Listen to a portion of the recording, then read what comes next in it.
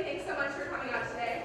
I'm going to start by giving us a brief history of the European Union, and then I'm going to talk about some of the institutions that make the institution, and then I'm going to throw it over to some questions. We're going to start by asking some questions about the economic future, then I'll throw it to the audience, and then I'll take it back and ask about the social and political future of the EU, and then we'll go back to audience questions. As Tyler said, feel free to go up and get some more pizza, get some beer, water, other drinks, and really informal. So if my lovely computer assistant could hit the next slide. The European Union as we know it began in 1950, and it was a trade organization called the European Coal and Steel Community. And it was formed with Belgium, France, Netherlands, Germany, and Luxembourg. And the idea was to combine the warring industries, so coal and steel, of the nations that were always at war in Europe to promote peace. And throughout the 70s and 80s, we saw it expand. The UK, Denmark, Ireland, Greece, Spain, and Portugal joined, and much of the institution remained the same until the early 1990s with the signing of the Treaty of Maastricht, and that became the European Union Treaty. It set clear rules for the single currency, as well as a common foreign and security policy. And then in 1993, we saw the expansion of the single market and the opening of what's called the Four Freedoms. Those are really the pillars of the EU, and it's the freedom of the movement of goods and services, the freedom of the movement of people, and the freedom of the movement of money. In 1995, the first expansion came with what we know today as the European Union, and Austria, Sweden, and Finland joined. And then later that year, the Schengen Agreement was signed. So those of you that studied abroad in Europe, you got a Schengen visa, so you can go between the borders without having to get a passport stamp every time. Kind of bums me out, I like to get stamps. And then in 1999, the euro was introduced for commercial and financial transactions. Then in 2002, we saw the beginning of paper and coin euro. In 2004, it was the largest expansion of the European Union. 8 nations in Central and Eastern Europe joined, as well as Cyprus and Malta. There was another expansion in 2007 when Bulgaria and Romania joined. And then in 2008, the global financial crisis came to Europe, and all of the nations were forced to come together and reconnect their financial markets. And that has led to some of their problems that we'll talk about later today. And the European Union that we know it before, can you go to the next slide? This map of the European Union is the most up-to-date. In 2013, Croatia joined, and they were the last member state to join the Union. But there are member states still looking to join, and that's part of the problems we're seeing. We have 2 different categories now. There's candidate countries that are in the middle of their accession negotiations. Some of them, oh my gosh.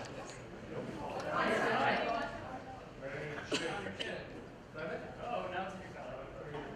It's going up your color. Put it out, so.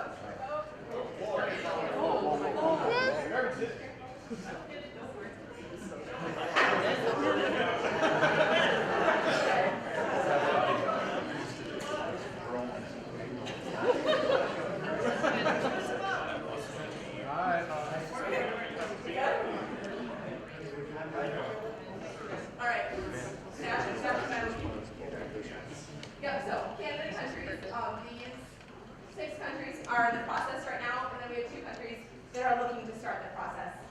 And then the next slide. And then this distinction to keep in mind, being in the European Union doesn't mean that you use the euro as your currency. So this is a map of the European Union, and the countries in light blue use the euro, and the countries in dark blue are in the European Union but do not use the euro as their currency. And then one other thing that I want to highlight is what makes the European Union the European Union. The broad priorities of the institution are set by the European Council, and they have agenda setting and powers, but they don't have the power to pass laws. There are 3 separate institutions that make the laws. The European Parliament is elected by the citizens of Europe, and it's there to represent the citizens of Europe. The Council of the European Union represents the governments of the member states, and the European Commission is there to represent the European Union as a whole. 2 other important institutions are the Court of Justice of the European Union, as well as the Court of Auditors. And then there's numerous other institutions like the European Central Bank and the organization that works on the common foreign and security policy. So those are some big, broad things to keep in mind when we go into this discussion. And with that, I'm going to start with some questions about the economy. And I'll ask a couple, and then one of my lovely assistants with a wireless mic will walk around. So if you have a question, just wave the mic down and help them over. But before I do that, I do want to give our panelists a chance to introduce themselves and talk about sort of why they're here.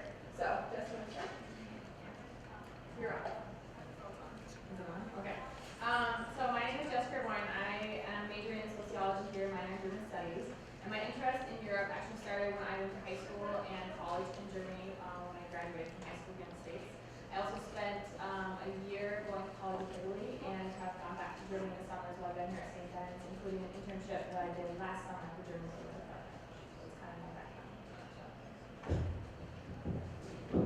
I'm Hemesath, president of St. John's.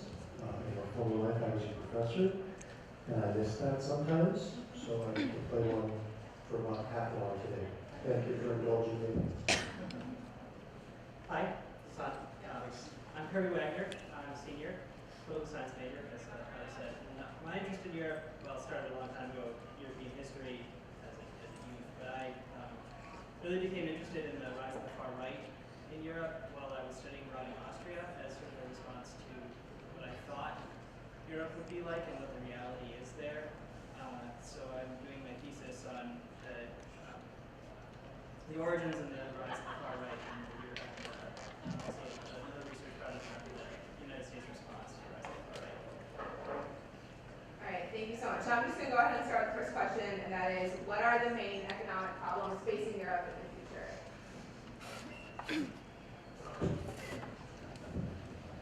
So the main economic problems for Europe.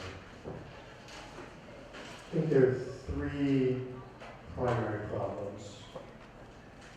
The first problem for Europe is that their labor markets are inflexible relative to most market-based economies, particularly the U.S. There are a lot more labor protections in Western Europe and the European Union than there are in the U.S. It's a lot harder to lay off workers once you've hired them, which means you have a disincentive to hire workers in the first place. So there are upsides. If you have a job in Europe, that's a great thing. If you don't have a job, as a lot of young people don't, inflexible labor markets are a problem.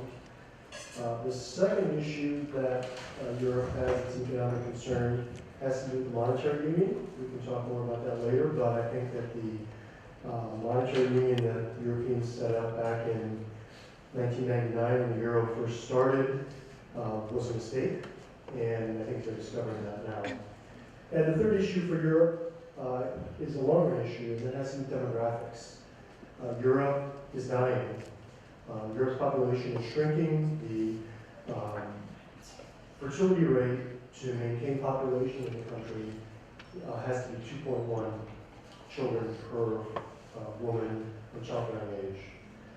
In Europe, the data suggests that for the European Union as a whole, the fertility rate is about 1.59%. And so that means that population in Europe is shrinking.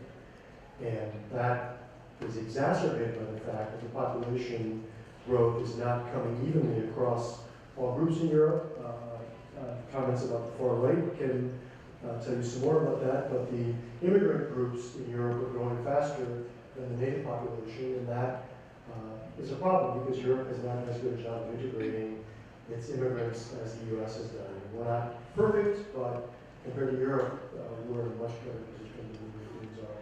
So those are the three primary issues I think economically that Europe has to sort out in the next decade or so.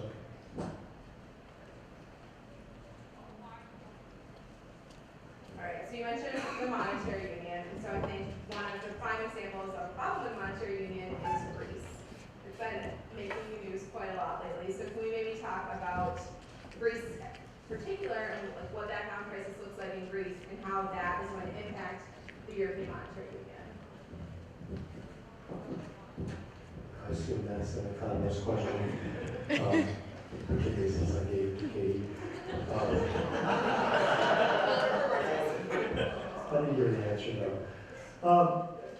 I'll try to resist turning this into a lecture because this is actually a long and complicated topic, but briefly, and if there are other questions, it's not clear to me now. The monetary union in Europe means that the countries of Europe share a common currency. The United States is a monetary union. All the 50 states in the United States share a common currency called the dollar. As you can see from the picture behind us, I think a monetary union, maybe it's not still out there. A number of the countries in the European Union are part of the monetary union. They all share a common currency called the euro. You might think, well, that's a great thing. There are real benefits to a monetary union in many ways. And the wealth of the United States is in part a function of the monetary union that we share. In fact, you can go to Wisconsin and buy things with the same money you earn in Minnesota is a great thing. In the European Union, that doesn't work out quite so well for a number of reasons. The first has to do with the fact that the European Monetary Union is a common monetary area, but it's not a common fiscal area. Tax revenues and tax policies are different across all the countries in the monetary union, and that's a problem. When California has problems economically, money flows from those of us in Minnesota to Washington, D.C., and then to California to help them with their economic problems. It's called fiscal federalism. That's an important part of the monetary union. Europeans did not choose to engage in fiscal federalism when they set up the monetary union, and that has caused significant problems. Germany's economy is doing very well.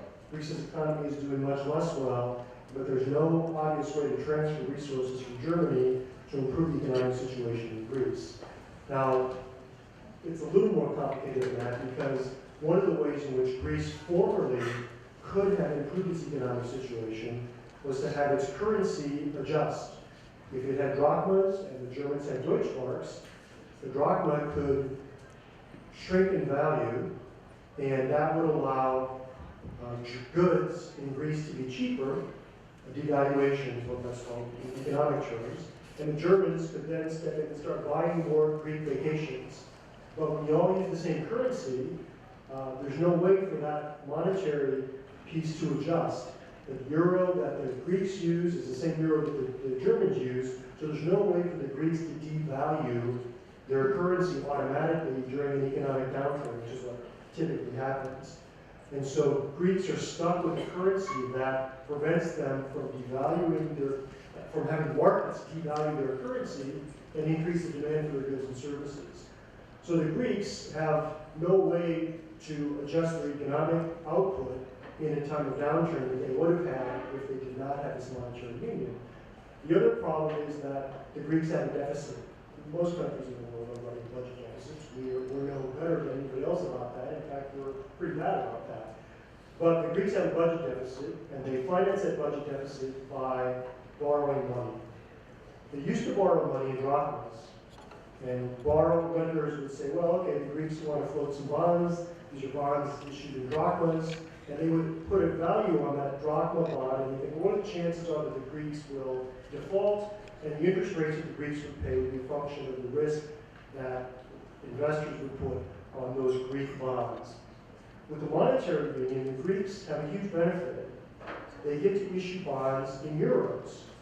And if you're an investor and you're asked to you're asked to lend money to the Greeks, it's a very different problem if it's a euro-denominated bond than if it's a drachma-denominated bond. If it's a drachma-denominated bond, what you're thinking is, what are the chances are the Greek government will default? If it's a euro-denominated bond, you're thinking, what are the chances that the Germans will let the Greek government default? And if you think the Germans are less likely to let the Greek government default, and they step in to cover your bond, then you're going to lend the Greeks money at a lower interest rate because the default risk is lower. And so the Greeks, on the one hand, have this benefit of being able to borrow money at a lower interest rate than they would have if they weren't in the monetary union. But from the German perspective, that's a problem. Because suddenly you have this country that's lending money that's not a very good, it's a pretty high default risk, and a lot of borrowers think that you're responsible for this bonds ultimately. And that's the situation we're in right now. Will the Germans cover the Greeks' debts if they default or not? We don't know the answer to that. It's really uncharted territory. But the issue is the Germans have said to the Greeks, if you want us to let you keep lending money, borrowing money in euros, you've got to fix your economy. You've got to cut government expenses. You've got to raise taxes. And the Greeks are in a very difficult circumstance. A lot of their economy is run based on government expenditures, and they don't want to cut government expenditures. That means laying off huge numbers of Greek citizens. And as you probably know, if you follow this at all, is that the recent Greek government that was elected basically was elected on a promise that they would not kowtow to the Germans, and they would not cut the government spending that's being demanded by the Germans. And right now we're at this tricky impasse. The Germans are saying, cut your spending. The Greeks are saying, we don't want to do it. The Greeks are saying, well, if you don't let us borrow more money, we may have to default. And the Germans are saying to the Greeks, well, if you default, you may have to leave the Eurozone and go back to drachmas. So that's, in a nutshell, the kind of complicated dance that the Germans and the Greeks are in as a result of this monetary union. What would the follow be if a country were to leave the European monetary union? I don't think we know. I mean, that's uncharted territory as well. But what the worst fear is that if the Greeks leave and are forced to go back to drachmas, so the Greeks are out of the picture, and the Greeks are a small country, about 10 million people, so they're not a huge issue. But if financial markets in Europe suddenly said, uh-oh, the Greeks have been booted out of the Eurozone because of a bad economy and their inability to fix it, then the lenders across Europe start to think, what other countries have economic situations not unlike Greece? And now you're starting to talk big countries. Portugal, not so big. Italy, big. Spain, very big. And suddenly, if Ireland is also included, there's a nice little acronym. Those are called the PIGS. P-I-I-G-S. Portugal, Italy, Ireland, Greece, Spain. If the Greeks go and lenders around Europe look at Ireland and Italy and Spain and Portugal and say, I'm not sure I want to lend them money anymore, or I'm going to charge them a lot higher interest rate, suddenly they're under a lot of pressure financially as well, and they might conceivably be forced to leave the Eurozone. And then suddenly the Eurozone becomes a much smaller enterprise, smaller group of countries. No, that's not impossible. You could imagine a scenario 3 or 4 years from now where it's only the richest Northern European countries that stay in the Eurozone and the rest are forced to go back to their own home country currencies. But the transition between the present and that future is incredibly uncertain in a European economic situation that's already quite complicated. Right. Are there any audience questions? You can just flag my down.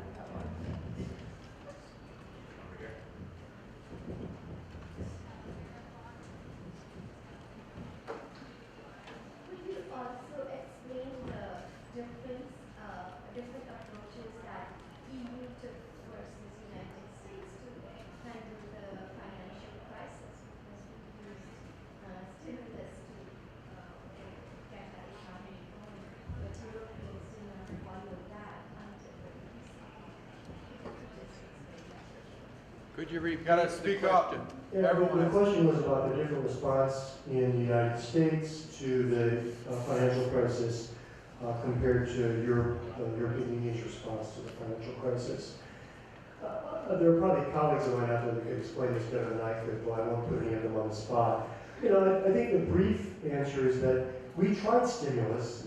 There's a real question as to how effective that stimulus was to bring us out of the financial crisis. Was it the stimulus? Did we come out of the financial crisis on our own? I think that's an empirical question that Congress will be debating for a while. The Europeans chose not to engage in as much stimulus. I think that it's not a very controlled experiment because their monetary system is so much more complicated, and there was this overlay of the European euro crisis on top of the financial crisis, so it's a little hard to disentangle the issues that have put them in their predicament. The U.S. economy is in better shape right now financially than the European Union economy. Economic growth is higher, unemployment has come down faster. I wouldn't wager what exactly the sources of those differences were at this point. Some of it may have been macroeconomic policy, but it may also turn importantly on institutional differences in labor markets as well. So, did I weasel out of that sufficiently? It's done in popular media.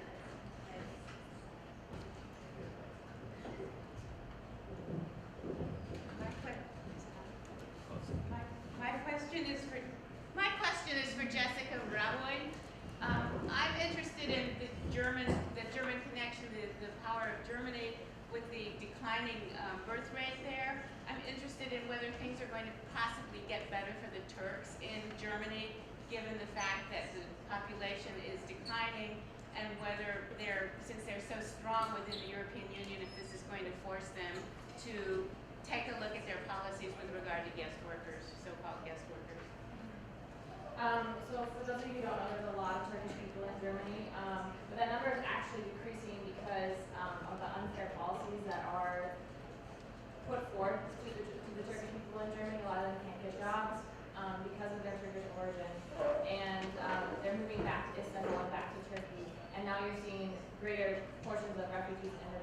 Germany, from Africa, Asia, Latin America. Yeah. Is that answer your question? When you're talking about Turks in Germany, are you talking about like the guest workers and their children, or is it new immigrants from Turkey? They're guest workers and their children. There really aren't a lot of new immigrants from Turkey entering Germany. Yeah, so guest workers entered, and actually this happened throughout Europe after World War II. Guest workers came into Germany and other European countries because there weren't people there anymore, and that helped to fuel the economy. And kind of the after effect of that is they stayed. And they haven't really integrated as well into German and French societies, maybe Italian societies, and there's been a lot of issues with that. Immigration is probably one of the biggest issues when it comes to social problems in Europe, and a lot of it's been exacerbated by the constant economic problems we see. The decline of World War II, the demise of European economies. There we go. Hello. We see the rise of European economies after the Second World War, and we see Europeans coming back to work. And so when the assumption with the guest worker program, if that's correct, is that they would all go home after they completed their jobs. But of course, the European Union, because well, not just the European Union, many European countries have pretty stringent worker protections. So even if people, once they stay and try to get citizenship, if they get citizenship, they have to fit within the social democratic programs. And so when that puts greater strain on the entirety of their economy, and people that are, they see themselves as native Europeans, really resent in many ways the fact that they have to share what is perceived as their economic gains. My question is to President Hemesath. One of the bigger controversial issues in Ukraine is one of the bigger controversial issues in Ukraine right now is the willingness of the part of the country to join the European Union. In your personal opinion and your knowledge of the region, do you think they have a chance of joining the European Union? Do they need to? What is your take on it?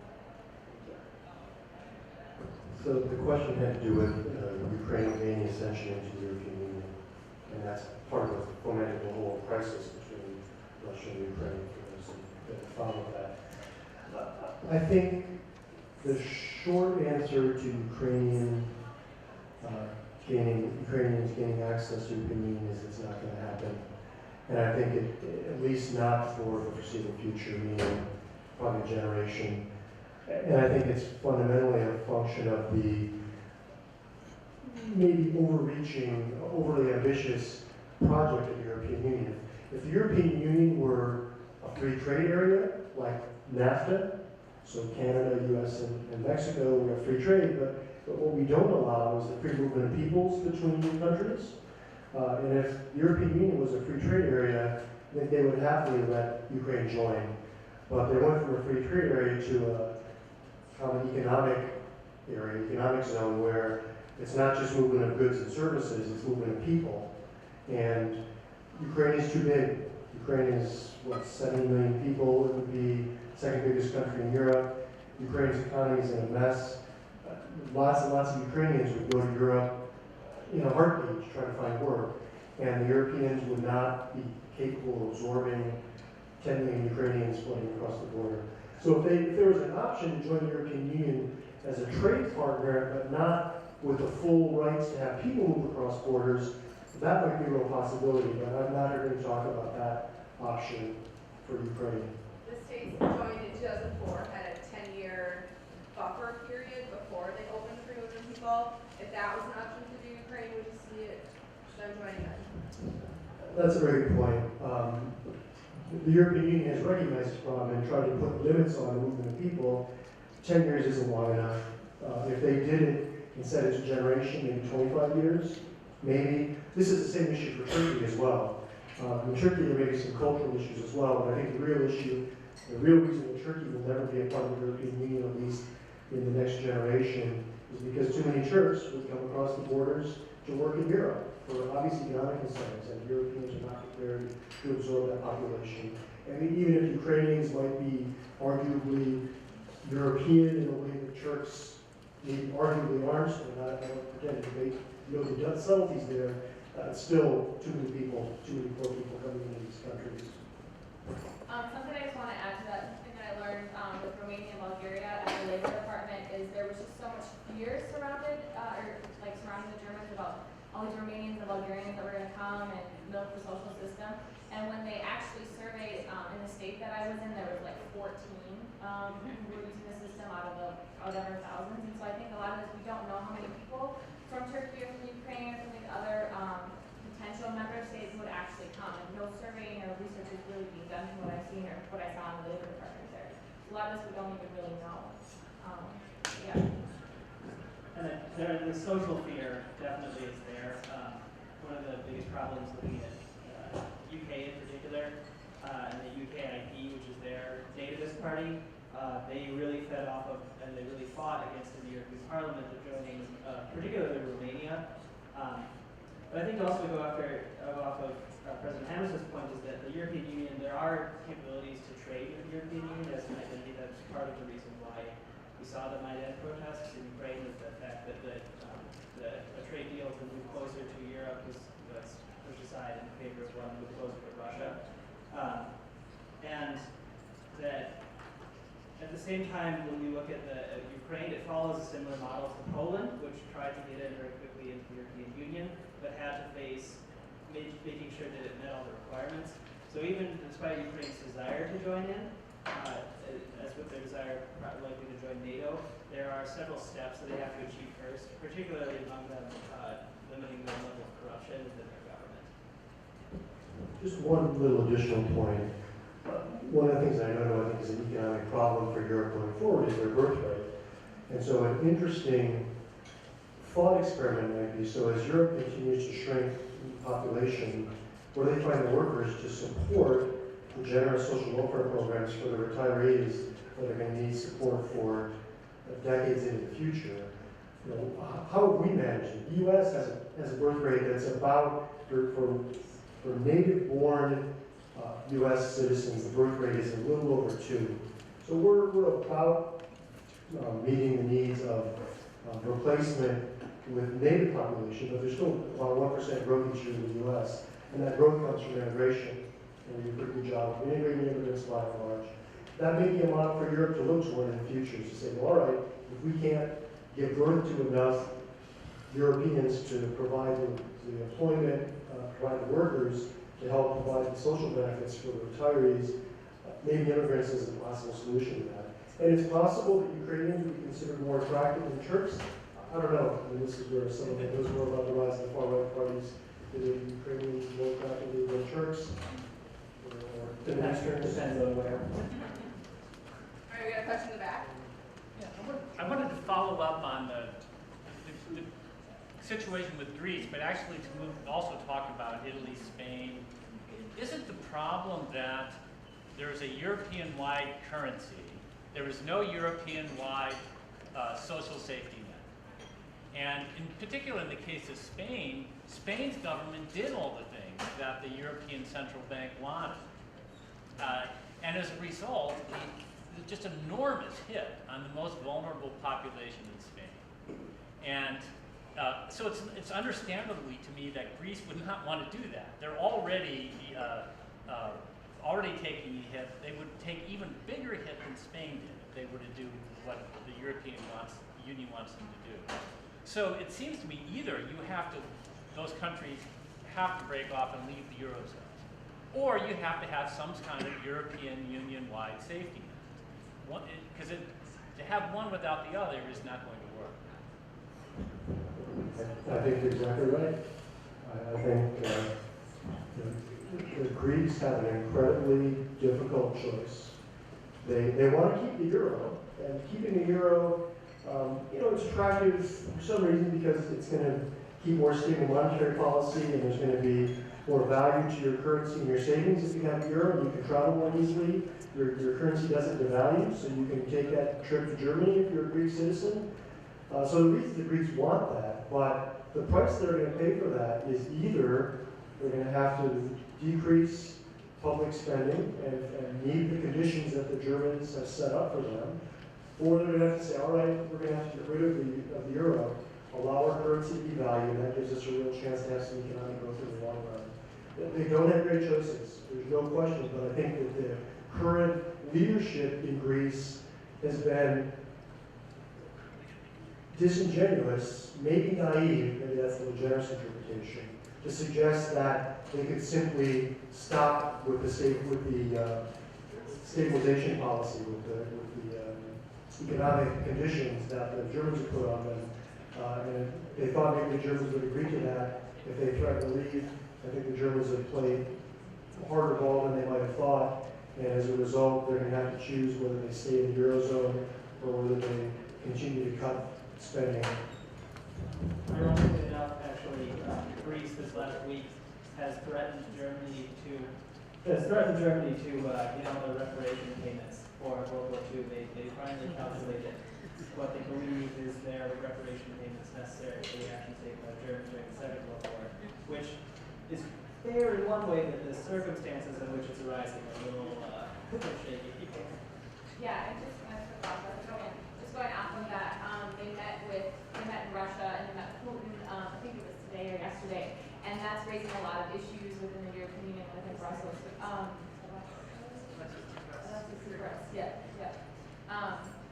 So yeah, and that caused, I know I saw on German television, I think it was last night, that the foreign minister kind of just came out and said it was dumb for them to ask for reparations and then turn around and go reach out to Russia for not against support.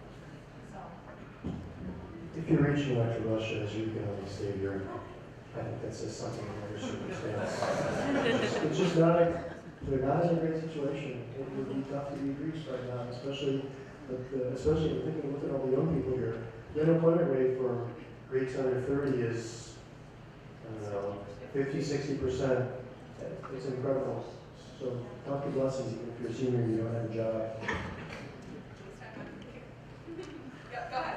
Yes, I have a question about the raising far-right political parties in Europe here. And, well, it seems to me, to quote, there was a 1967 movie with Paul Newman called Cool Hand Luke. And there was a line there, what we have here is a problem of communication. And I think, from what I observed, is these parties seem to offer a very quick solution to a problem that undoubtedly exists, but I think it's a problem mainly with communication. It's on one hand, it has to be said that a huge part of the immigrants, I'm not saying the vast majority or all of them, from the Middle East have a problem with absorbing into the European lifestyle, with learning languages. Parents often do not send their children to schools. So, but on the other hand, what these parties offer is very dangerous. Some argue that what Marie Le Pen suggests is it's fascist. It's basically fascist theories. That's just it. That's my biased opinion, but that's what I think about it. So my question about it is, what, according to you, is an alternative solution to start a conversation between the immigrants and the, let's say, the original citizens? I don't know if it's I think as you're right in saying that there's a lot of difficulty in communication. I remember talking to my professor of political science in Austria, Dr. Pausch, and when I spoke to him about because you get this tangible feeling there, especially when you're in Salzburg, that people really believe that you can't be both a Turk and an Austrian. And he laughed at that when I said that's how I've heard people feel, and he said the Turks have been here as long as Austrians have.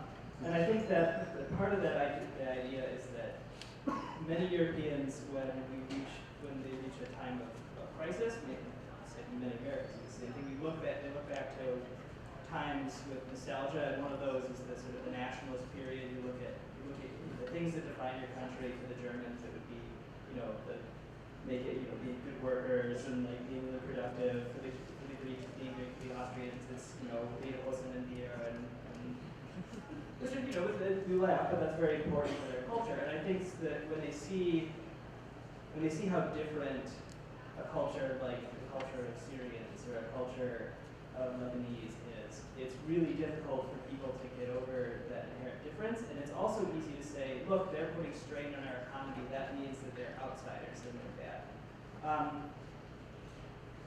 As for a solution, I think it definitely revolves around both parties. There are immigrants to the European Union that aren't necessarily interested in being European, which is fair because a lot of them come as refugees or as people seeking asylum, and they eventually start to go home to their countries. You look at Syrians immigrating, or Somalis, or Eritreans. Their countries are in terrible situations, and they have very little control over that, so they can't necessarily just say, oh, I'm just going to surrender and be a sweep now.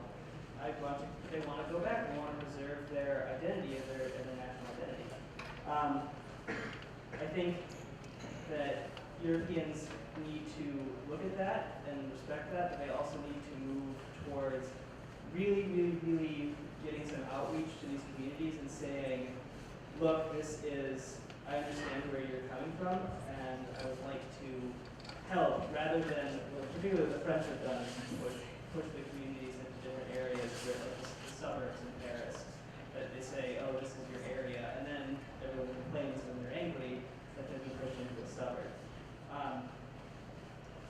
For a full solution, I don't really know what that would be. I think that there's a crisis of the mainstream parties. They are very slow to recognize their identity. They've had for the past 50 years an extremely stable system in places like France, Austria, Germany, who share power between the two centrist parties, center left and center right. And when an outside group offers something that seems like a quick fix, that can be really, it's a really potent message. And I think the best way to respond to these centrist parties is to provide an equally potent message of, stability, of change. Another example, looking at Austria, the SPD, the Centrist Socialist Party, their slogan for the last election was "We'll protect our nation." I mean, that doesn't stir great feelings of emotion and national pride. When the SPD was the far right parties, "We'll protect Austria." So they need to change their outlook, and they really need to change how they do citizenry. Okay, I think I don't know what the alternative solution is either, but I think one of the things that you touched on that we need to start with is the human component, knowing the fact that these refugees are literally coming off of boats from Africa because the situations in their countries are that bad. And until they're falling apart. Yes, and I think that's something that I didn't realize until I was literally standing in an office and someone would come in and be like, I'm homeless, I just arrived, how do I find a job here? I need to work. So I think we need to start with that human component, and I see that's something that's definitely missing in German media at least. They definitely focus on more of the economic components of immigration. Question in the back? Mike, Hello, Parker. fellow economist. I don't think this is working very well. But you suggest that the Greeks have a responsibility for their debt, and I would agree that all borrowers have responsibilities to repay their debts. But all credit arrangements are reciprocal arrangements at their outset. And the lender has a responsibility in advance to do correct risk assessment. And if the lender fails to do correct risk assessment, right, they must bear some of the cost of the loans. And I wonder what your thoughts are on the responsibilities of the German banks as well as international banks for the debt crisis, because we placed it on the borrower side, but it seems that there are two parties at fault. You raise a very good point. I think that there's a third actor here, at least one third actor called the German government, and maybe the broader actor, the third actor really is the European, the Eurozone leaders. And I think that they did not think, they thought that the Eurozone was going to lead to greater political integration, stability and growth. And I think they were wrong. And I'm sure you know this reference, Parker. Martin Feldstein is an economist who wrote an article that was pretty famous in 1997. This was 2 years before the Eurozone was formed, though we were well on our way to seeing it. And economists often get criticized appropriately for not being very good at making predictions. But in 1987, 2 years before the Eurozone was formed, Martin Feldstein predicted that a common European currency would not lead to more peaceful integration of European countries, the goal after the Second World War, but it would lead to more conflicts, as the countries with a common currency would face different economic circumstances, which would put pressure on those two countries as they interact with each other. And I think by implication, he was talking about Germany as the country that was likely to be better off, and the poorer European countries that were part of the Eurozone were going to be on the receiving end of that. So to answer your question, I think that the lenders do have some responsibility. Now, if I'm a pension fund and I'm looking where to put my savings for my pensioners, and it looks like the Germans are going to protect Greek debt, I'm going to go ahead and lend it to Greeks, and I'm going to let the German government bear that responsibility. So it may be a little bit unfair to say to that pension fund, well, you should have not taken advantage of that asset because it's really going to get Greeks in trouble at some point. I mean, the way markets work, that's not likely to happen. But I guess what I would say is the blame is not so much on the lenders who are individuals making these decisions, but maybe on the political leaders of the richer Northern European countries who were hoping for a political outcome and an economic outcome that was not as likely as they hoped it would be, and it was not a surprise. Economists, Martin Feldstein leading among them, a lot of other economists thought that the Eurozone was going to generate these problems. So the political leaders may bear some of the blame for this. Great question, So go back to political polarization.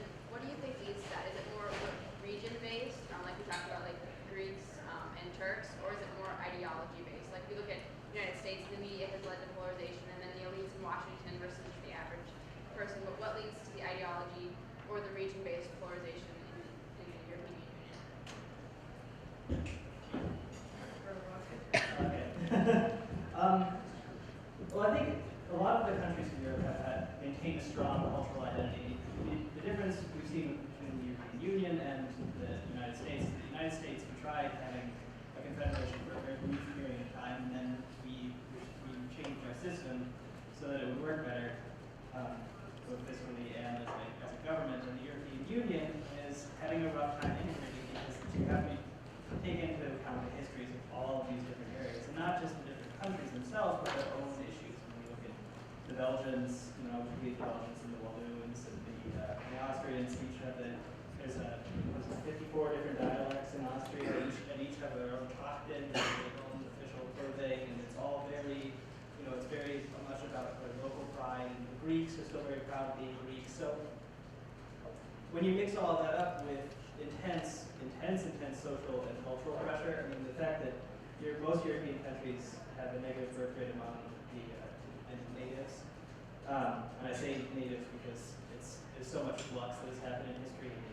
There are people in Germany who were Prussians and Bavarians and all sorts of, so it's hard to say they're just German. Same with Poles. Poles from all over the places. But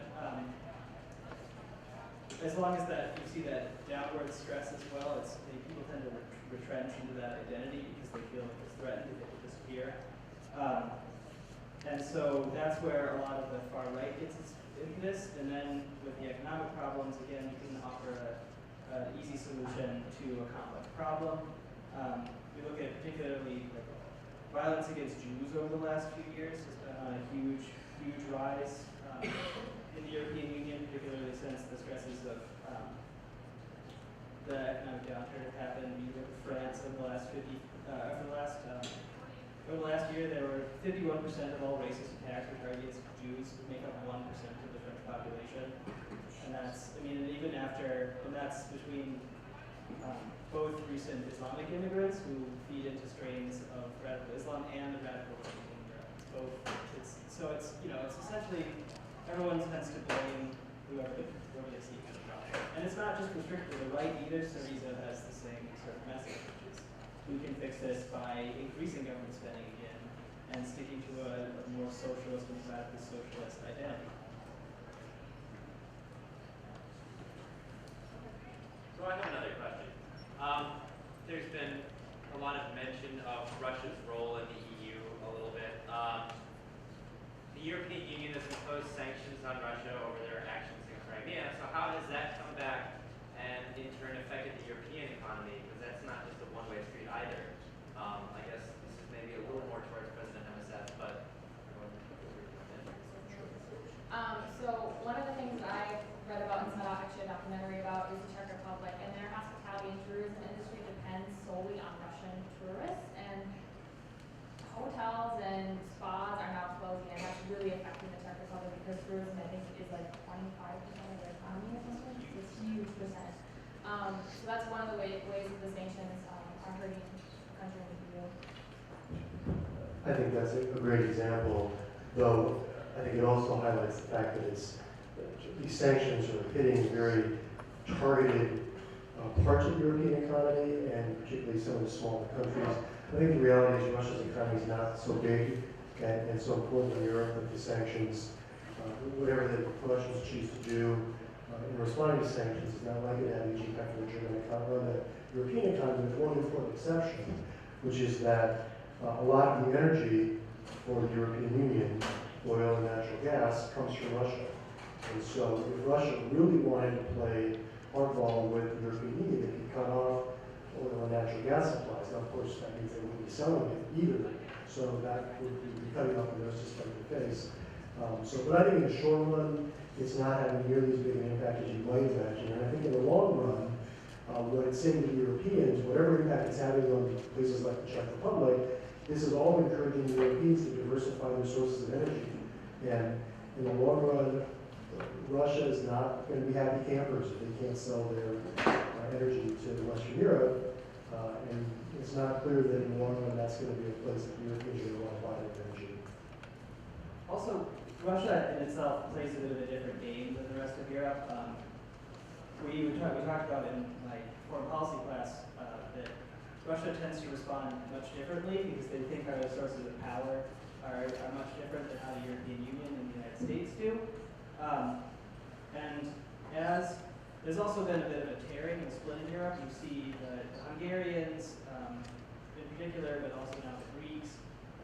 Can we get that map back down? But some of the other Central European recent introductions into the Eurozone are looking towards Russia not because of its economic strength, but because they see it as an alternative to sort of what they can, some assume is the bossiness of Brussels, which also is one of the reasons why many Europeans are not huge fans of the European Union. And furthermore, Russia is often looked to by European conservatives as this sort of bastion of what they believe are fundamental European values. The sort of strict interpretation of Orthodox Christianity, their stance on homosexuality when France legalized gay marriage. There was a lot of turn and a lot of talk from the FN, which is very powerful, about the Russian model. The far right party in France, the Coalition now. And so I think as long as Russia has enough political support from these European areas, they will continue to look at sanctions as sort of an annoyance until it really kicks in. And that's, I mean, if we look at anything from World War II and the Cold War, really kicking in is a pretty hard step for Russia. All right, so we do want to keep it to an hour, so I'm going to ask one last question, and then my esteemed colleague is going to wrap this event up. Come on down in front. So our poster for this event had a crystal ball on it with a blurry European Union flag. So if each of you very briefly had a crystal ball in front of you, can you tell us what the future of Europe would look like for you? Positive, negative, staying together, falling apart, partially staying together. What do you see in your European Union crystal ball? I see huge pushes and pulls in between regions, and that goes kind of back to the regional polarization. And that's something I see as an issue not only for certain countries, but for the EU on a whole in the next 5 years. I think that the Eurozone is likely to become smaller. I think the Greeks are likely to leave the Eurozone. I'm not sure what that's going to do with the rest of the weaker European economies. I'm not sure that they're going to necessarily leave. The Eurozone will be smaller, economic growth will continue to be slower than in the U.S., and I think that they will continue to stumble along with this issue of demography for the next generation. I'm not sure that they're prepared to welcome immigrants in and when they need to, but it's also not at all clear that the birth rate should rise in time to increase populations to the earth as well. So slower growth, still an important economic power, but less influence worldwide. I think if we learn anything from history, is that Europe always seems to bounce back. And I am cautiously optimistic about the future of Europe. I think that once the message is really received and once a new generation, just looking at the political sphere, rises into areas like the Socialist Party in France, as well as the Conservative Party and the mainstream parties, and we get more motion back into it, we'll see a reduction in the extremist movements, both left and right. And I think if Europe can do that, it can reestablish a sense that it has purpose and hope. And when that happens, there will be, I think, there will be significant change in the positive direction. All right, thank you all so much. Tyler Brown? Yeah, I'll take that actually. So before we wrap it up, I do want to give a brief shout out to Mr. David Church, who is joining us from Washington, D.C. Mr. Church, I'm going to give him a bug here in a sec. We'll give him one of these legendary politics of my cups. But Mr. Church has been just phenomenal to students in South St. Benedict St. John's University. A number of students in this room have benefited from his generosity during the Washington, D.C. summer study program, myself included. Really awesome opportunities he's provided for students, really incredible. And he's a heck of a alum. We're really lucky to have him. Lucky to have him here today too. So let's give a really round of applause.